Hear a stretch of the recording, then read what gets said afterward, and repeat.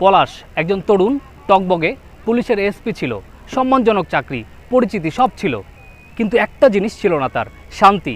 কেন? কারণ সে কেবল দায়িত্ব নিচ্ছিল, মায়ের, স্ত্রীর, সংসারের এবং সমাজের। নিজের কথা সে ভাবেনি, কেউ ভাবতেও না। পলাশ শুধু দিতেই শিখেছিল, সময়, টাকা, ভালোবাসা, স্বপ্ন সব কিছু। কিন্তু এক সময় সে আর কিছু দিতে পারেনি, আর সেই দিন পলাশ নিজেকে শেষ করে দিল। এখন প্রশ্ন, সে কি দুর্বল ছিল? না, সে ক্লান্ত ছিল, নিঃশেষ হয়ে গিয়েছিল। আপনি যিনি পরিবারে আছেন, আপনার চাহিদার ভার যদি এমন হয় যেটা সেই ছেলেটার হাসি কেড়ে নেয়, তাহলে বুঝে নিন চাহিদা নয়, সেটা চাপ। সব পুরুষ কাঁদে না, কিন্তু একটা সময় আসে তারা আর দাঁড়াতে পারে না। তাই দয়া করে যে পুরুষটাকে আপনি ভালোবাসেন তার অবস্থা বুঝে চাহিদা সাজান, কারণ একদিন সে যদি না থাকে তাহলে আর কিচ্ছু থাকবে না। আল্লাহ হাফেজ।